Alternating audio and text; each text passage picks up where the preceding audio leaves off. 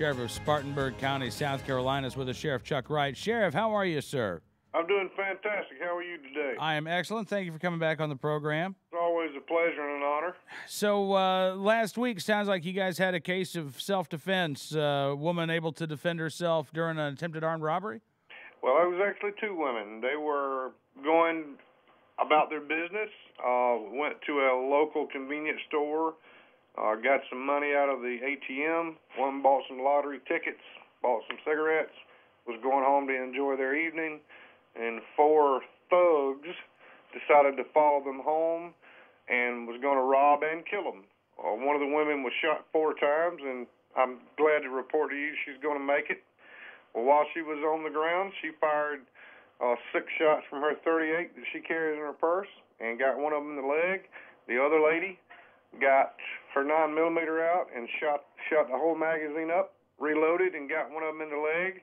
And then an elderly man heard the commotion, come outside. The guy was coming down the road with a gun in his hand, and he hits him in the head with the barrel of a .410 shotgun and makes him lay down, and we were able to get him. Now, when I went to see these ladies, both of these women told me, they told me up front, they said, "We love you, Chuck Wright, because if you hadn't told us to get a gun back in 2011, we'd be dead because they were going to kill us." This woman was smart enough to punch in the wrong alarm code so the police would be notified. Oh, wow. She was very smart. And she told me, she hugged and kissed me, and she said, it was funny. She said, don't tell your wife I kissed you. I said, it's not about that. I understand. She, after we had prayer, she told me, she said, had you not told me to get a weapon and arm myself, I would be dead today. And it made me feel very humble, because let me tell you, we are not going to take it anymore. I'm not listening to these liberals that don't believe in guns. I understand people who don't believe in guns. That's your choice. But don't bother me when I'm over here working, paying taxes, and paying other people's way. And both of my sons have served in the Air Force, and one is still there. And they have fought for the very freedoms for these liberals to be idiots. And I'm going to carry my weapons, and I'm going to ask my people, my good citizens here, who are just trying to live and raise a family and have fun in this county, their rights are going to be protected because the Second Amendment has no expiration date. And let me ask you, Sheriff, as well as these women who armed themselves, that neighbor who came to the aid, who heard that commotion, as you say, and came outside, came to the aid of people who were being attacked. What do you say to that gentleman? Well, I said to him publicly that he's a hero for helping his neighbor. Now, I mind you, he could have shot this boy because he was armed with a gun. He could have shot this man and killed him, and he didn't. And that showed great restraint, and it showed great responsibility, because when you have a gun or any kind of weapon, you must be responsible with it. You don't need to go out and try to be the police. You need to just do what the law in your state says you can do. Mm-hmm. Now, I don't want you to be involved, and I don't want you to be out there investigating crimes because you got a weapon. And I hope and pray that every person who carries a weapon for personal defense never uses it in the line of duty. But that's why we practice, and that's why we train.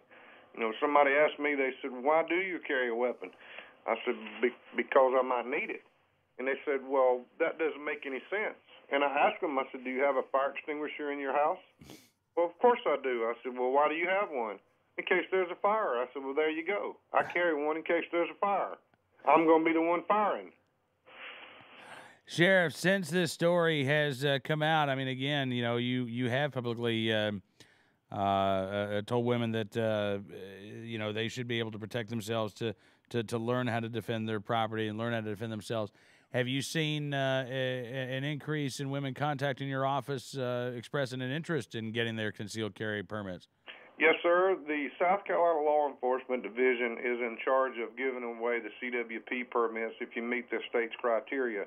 Well, I know the director of SLED, me being a sheriff, I know him, and he told me that they renamed them. Instead of CWPs, they call them Chuck Wright permits.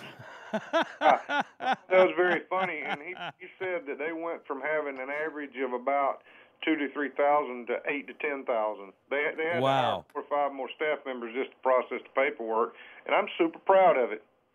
That is amazing. Well, listen, Sheriff, again, I can't thank you enough for coming on the program, and I'm glad that the woman who was shot by those would-be armed robbers is going to be okay, and I'm glad that the people in Spartanburg, South Carolina are protecting themselves, and they are looking out for their neighbors. Can I have another minute to tell you something I think's funny? Yes, sir.